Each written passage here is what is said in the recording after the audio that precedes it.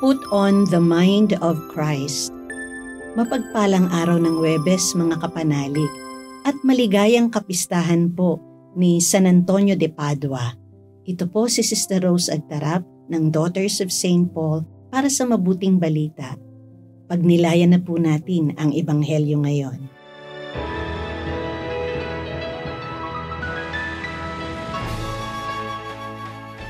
Sinabi ni Jesus sa kanyang mga alagad, "Sinasabi ko sa inyo na kung hindi mas ganap ang inyong kabanalan kaysa mga guro ng batas at mga pariseo, hindi kayo makapapasok sa kaharian ng langit.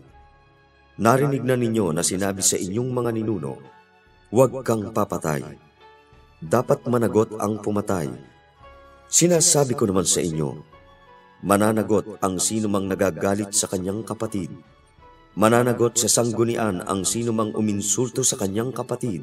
Nararapat lamang na itapon sa apoy ng impyerno ang sinumang manghiya sa kanyang kapatid. Kaya sa paglalagay mo sa altar ng iyong hain at naaalala mong may reklamo sa iyo ang kapatid mo, iwan mo muna ang iyong hain sa harap ng altar at puntahan ang iyong kapatid para makipagkasundo sa kanya at saka ka bumalik at ialay ang iyong hain sa Diyos.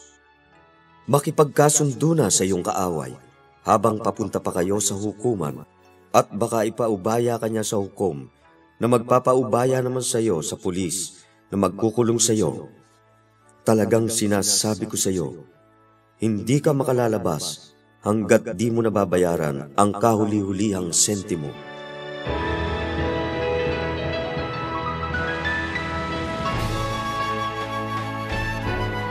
Kapag nagagalit ang isa sa mga close friend natin o family member, madalas ang reaction natin, naha-high blood ka na naman. O kaya, careful ang puso. Sa mabuting balita ngayon, kinukumusta ng ating Jesus Maestro ang ating puso. Kumusta ka na, heart? Kumusta ang iyong blood pressure? Mabilis ba ang heart rhythms mo? Bagamat physical signs ito, nagre-reflect din ito ng emotional at spiritual conditions natin. May galit ka ba? Na uuwi sa puot o puot na may paghamak at kabi-kabilang paghuhusga. Dahil sa puot at paghamak, lumalabas na sa bibig ang hangal ka o you fool. Siguro, alam nating lahat na hindi lang putok ng baril o dinamita ang nakapapatay.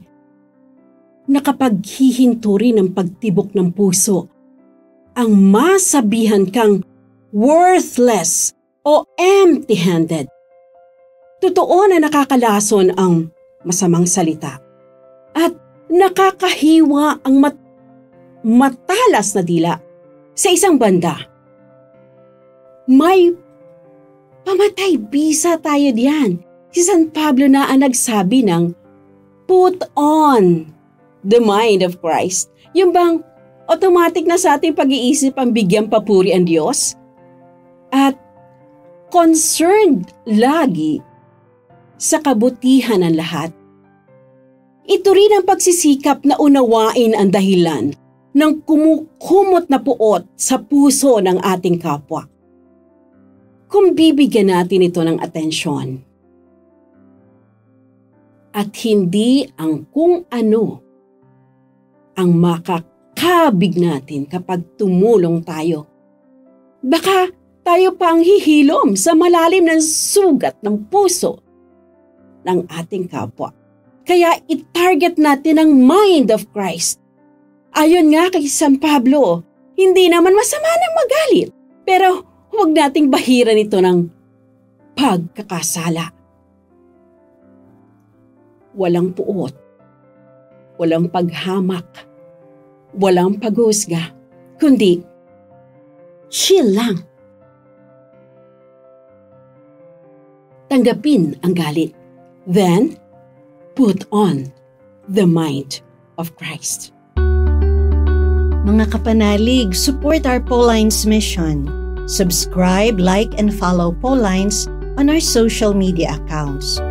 Donate through our donations channels to help us continue our ministry.